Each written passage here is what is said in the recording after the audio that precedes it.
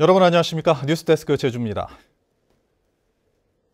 제12대 제주도의회의 첫 교육행정 질문에서 IB 교육과 제주 서부중 신설 문제 등이 쟁점이 됐습니다. 김광수 교육감은 IB 교육에 대해서 부정적인 입장을 확고히 했고, 이 서부중 신설의 경우 토지 매입에 난항을 겪고 있지만 반드시 개교하겠다고 말했습니다. 김찬영 기자입니다.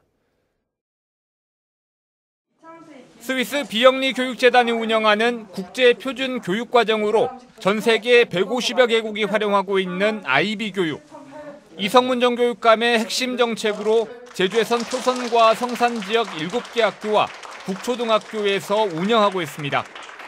IB 교육을 확대하지 않고 현행 유지하겠다고 밝힌 김광수 교육감은 도의회 첫 교육행정 질문에서도 입장에 변화가 없음을 확고히 했습니다.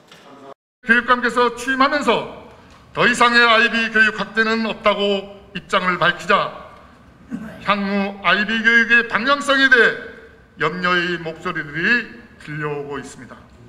우리 도민들이 이 IB에 대한 허망한 꿈이 저는 더 문제라는 거죠.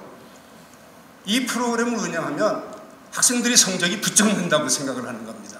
제발 이 IB에 대한 근거 없는 꿈을 좀 진정하고 바라봐 주십사 하는 말씀을 드리고 싶은 것입니다. 2027년 개교로 예정보다 3년이 더 늦어진 제주 서부중학교는 토지 매입에 어려움이 있지만 반드시 신설하겠다고 밝혔습니다.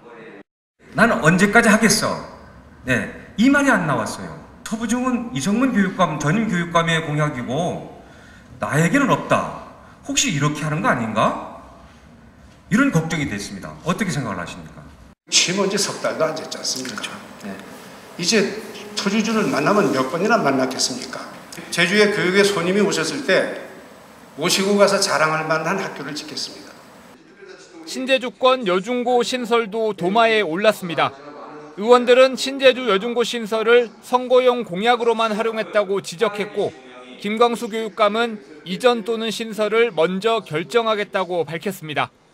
과연 전황이 맞는지 아니면 이전이 맞는지, 타당성은 어느 정도인지, 재정은 얼마가 필요한지 등을 용역에 의해서 결정을 한 다음에 또 교육청 조직 개편에 제2부교육감직제를 신설하는 것이 어떠냐는 제안에 긍정적으로 검토하겠다고 답했습니다. MBC 뉴스 김찬현입니다. 택시기사가 산업금을 내고 남은 수입을 최저임금 산입임금에서 빼도록 법령이 바뀌자 택시회사들이 취업 규칙을 고쳐서 이 근로시간을 줄인 행위는 무효라는 이 대법원의 판결이 3년 전에 나왔었죠. 제주 지역 법인 택시기사들이 이를 근거로 이 회사를 상대로 위법한 근로시간 축소로 미지급한 임금을 지급하라며 소송을 제기했는데 이 법원이 택시기사들의 손을 들어줬습니다. 박주연 기자입니다. 제주에서 법인 택시기사로 일하는 이승명 씨. 하루 8시간 넘게 택시를 운행하면서도 최저임금 근로시간은 4시간여만 인정받고 있습니다. 최저임금법 특례조항 시행으로 초과 운송 수익금을 최저임금 기준 급여에 포함하지 못하게 되자 회사가 취업 규칙을 고쳐 소정 근로시간을 단축해버렸기 때문입니다. 하지만 대법원은 지난 2019년 이 같은 회사의 소정 근로시간 단축이 무효라고 판단했습니다. 이에 이 씨와 동료 택시기사 등 10명은 회사를 상대로 미지급된 최저임금 1억 1,500여만 원을 지급하라며 소송을 냈습니다. 제주지방법원은 이 씨 등 7명에게 미지급분 최저임금을 지급하고 나머지 3명에게는 퇴직금 계산 등을 감안해 지급하라며 일부 승소 판결을 내렸습니다. 택시회사의 소정 근로시간 단축이 실제 근로시간보다 현저히 짧은 시간을 근로조건으로 정해 형식과 외형적으로만 최저임금 이상을 지급하기 위한 행위로 무효라고 본 대법원의 판결 취지에 따른 것으로 보입니다. 정당한 임금 받지 못하고 과로한 우리 택시 근로자들한 게 한 줄기 희망이 달까? 노사 간의 정당한 임금 협상을 통해서 퇴직금에 대한 보상을 받았으면 좋겠습니다. 이번 판결에 회사 측은 택시기사들이 임금체계에 동의한 뒤 입사해놓고 소송을 제기했다며 항소하겠다고 밝혔습니다. 최저임금 소송 1심에서 일부 승소하면서 다른 법인 택시기사들의 소송도 잇따를 것으로 보여 앞으로 제주 지역 택시업계에 미칠 파장이 커질 전망입니다. MBC 뉴스 박주연입니다. 한라산 성산 일출봉과 함께 유네스코 세계 자연유산으로 등재된 이 거무로름 일대 용암 동굴은 이 만장굴 일부 구간을 제외하고 이 동굴 보존과 안전을 위해 일반인의 탐방이 제한되고 있는데요. 직접 현장을 볼 수는 없지만 신비로운 용암 동굴의 내부를 이 생생한 영상으로 탐방할 수 있는 길이 열렸습니다. 이 미공개 용암 동굴의 모습을 김항섭 기자가 전해드립니다. 캄캄한 부고름굴 입구를 들어가자 터널처럼 거대한 동굴 내부가 모습을 드러냅니다.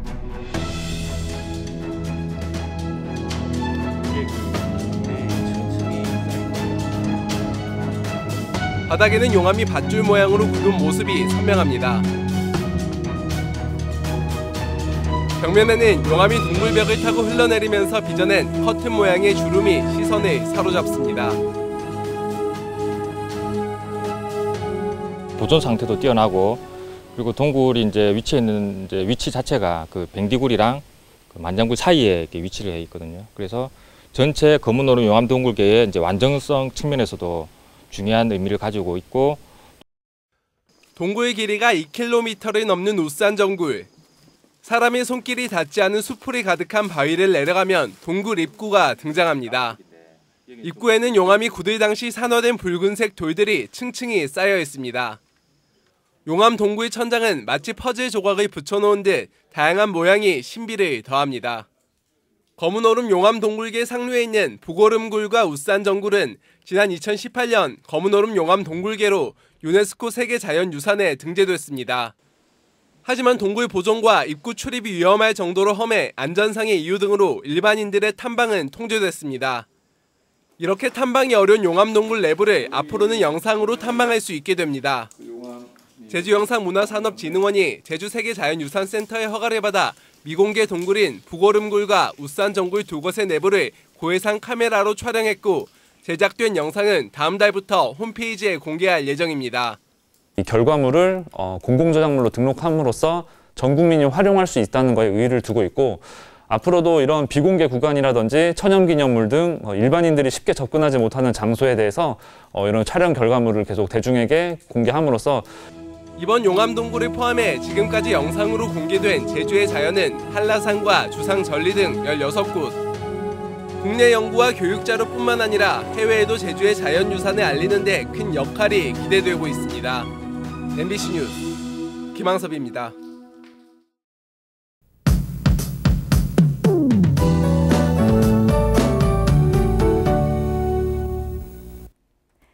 오늘 낮과 밤의 길이가 같아진다는 절기 추분입니다. 벌써 가을의 4번째 절기에 접어들었는데요. 이제 밤의 길이가 길어지고 가을이 더 깊어지겠습니다.